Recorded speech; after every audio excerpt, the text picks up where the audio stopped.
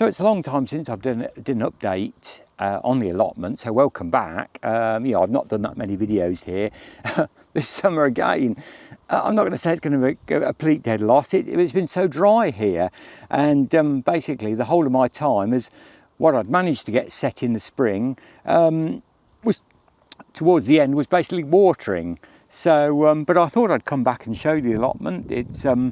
It's looking very autumnal now and there's not a lot left here, but I thought I'd have a walk round and at least show you how things have gone and what I've achieved this year, what I haven't achieved. So I had some early potatoes in there, and obviously that's just been left now, and they did really well, the strawberries were amazing, they were fantastic, and they put some lovely growth on. And there again, it's been a question of keeping them watered. This is very light, stony soil up here, but they seem to like that, and they get the sun well up here. And as I had so many strawberries, it was unbelievable. Row of leeks there that look a bit tatty. They came in the post, but they're doing okay. And I think something's attacking them as well. And as I don't spray anything, they take their chances. I've got some potatoes still there to lift out. I've got some Cara potatoes there to get out. I think it's about 4 roots there. And then really the potatoes, these are my main crop. And here we are. It's, the 7th of October today. So yeah, my main crop really now are, these are Desiree, this side are Desiree, and this side here are Maris Piper. So the Maris Piper are still just about growing. They've not died off even yet. So yeah, I've got to dig those out. I'm hoping there'll be some quite reasonable potatoes on there, although it has been so dry, but they've kept growing. My beans that were amazing, they've took the brunt of the storms we've had recently, and really they are done now. There might be a few I get to pick off there, but I really think they are. There's plenty of seed. I could save some for seed, because runner beans are one of those few things that do come back quite original to what you'd got set there. But whether I do or not, I don't know. So this bit of ground here, I had pumpkins. And if you can see the pumpkins, some of them I've taken home already. These are some that are still left waiting to go home. They've done remarkably well, and it sort of smothered this piece of ground.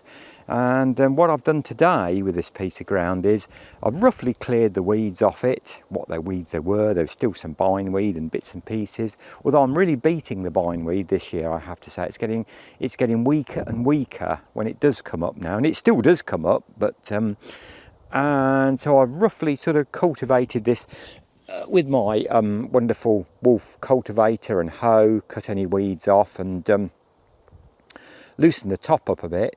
And I've planted some mustard green manure on this right across this bank, a bit of garden here.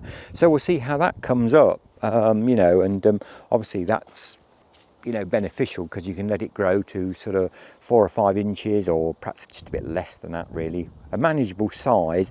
And then basically all you do is dig it in, just turn the soil over and dig the green mustard into the ground. And it's very good. I've grown it before on other allotments. Good row of carrots there, I'm still harvesting. Had some cracking. I think the one thing about the allotment I found this year is you do forget just how wonderful homegrown carrots are. They are not a patch on shop bought ones, and so I've got some great carrots there, and I've had a big row of carrots down on the edge here, which I've used all up now. Here I'm going to plant some spring onion, what I call winter or spring onion sets, because they did quite well last year, and it's nice fine soil down there. I can just run the cultivator over down there and put the onion sets in there, because as I say, that's been fallow since really early August now, because when I finished the row of carrots there, and there was broad beans as well there, which put some nitrogen back into it a little bit. Still got some good beetroot. I've had some cracking beetroot as well. As you can see, there's one, had some wonderful beetroot. It's a wonderful vegetable, one of the best, healthiest vegetables for you, they tell me. And yeah, so as I say, that's that bit where I've just roughly cultivated it and set some mustard on that block. Still got some pumpkins there that got a, there's still one pumpkin plant there with a big one there. It's quite a sizable one, that is actually now. If we could get on the camera with it. There we go. Another smaller one there. Obviously these are the potatoes, which have about died off this end. I think it's a bit drier this end. Loads of marrows. I had so many marrows I didn't know what to do with them.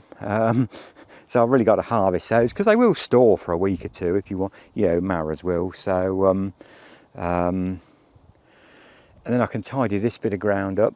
The rhubarb's done really well considering it was only set this spring from middle of March, April, from a crown that came in the winter. So I'm pleased with how that's done. And this rhubarb here is called Poulton Pride, and it's only available from DT Brown's Seed and Plants company. But if you're looking for a rhubarb that you can use quite late on, I picked some of this last week. And it was absolutely delicious still. Whereas the Timperley, this one, it's gone a bit flabby. It's gone a bit, it's starting to die off. Whereas the Poulton Pride, they reckon, will keep going until early November. But as you can see, it's so dry here. That's been the problem this year, really, but never mind. Next year might be soaking wet. My raspberries, my Autumn Bliss raspberries have been amazing. There again, I picked off this little few clump of raspberries here. If I go up a bit, you'll see it's just this small little clump. I think there's about, might be 10 or 12 plants in total. I have picked pounds and pounds, and I can just see today, look, you can still see I could still pick, although they're starting to go a bit mouldy and these have been a bit close to the ground. I've had so many raspberries, it's been amazing. And I've frozen a lot of those with the idea of probably, when I've got a spare few minutes, I'm going to make some of my favourite homemade jam, raspberry jam. So they have done incredibly well there again, considering that they were only set this time last year, and the plants weren't the greatest of plants when they came. They came from Parker's, J.W. Parker's, and they weren't very expensive. So, you get what you pay for in life, but they've done remarkably well, so I can't knock them. So all in all, it's been a very successful year. Obviously, I've grown other things in between, kind of thing, but the fresh vegetables we've had, I mean, the beans were absolutely incredible, Mike, because I had another row of runner beans just here, which I've cleared already. And so, I was giving beans away to everybody I knew in the end, really. So, yeah, it's been well worth it. It's just a shame, as I say, it's taken so much time watering this year. And that's really, basically all I've done. I was going to grow quite a few flowers and various other things. But, I just realised even, the end of May and early June, when I should have been setting those out on the allotment, I realised there was no way I was going to cope with the watering of those. So I set them at home rather than, bring them here to set. And I have made another compost heap. Somebody packed a plot up here and they've got some old fence that they didn't want, so they said plot holders could take what they like. So I took some of this fence and made a compost heap. So what I've done, this one that I made last year that came in a kit, and I turned this one into that one, and then started this one off again. So I'm hoping sometime over the winter this will be ready and I can empty this one onto the garden, spread it about on sections of the garden, and then empty that one into here. And then you've always got one, that's getting ready, kind of thing. That's about it, really. So that's the allotment. It's been very successful. I'm delighted with how it's gone. Gardening is hard work. I won't deny that. And if you haven't got the time, I think for anybody working, there's several plot holders here that work, and it's difficult when you've only got a few hours. It can, I don't have a lot of time. as you know, I'm a carer as well. So my time is quite limited, so it does, but it's been well worth it for what I've, for the enjoyment I've gained in doing it, the exercise in doing it, and the produce that I've got on the end. It's been, I'm sort of really pleased with how it's gone.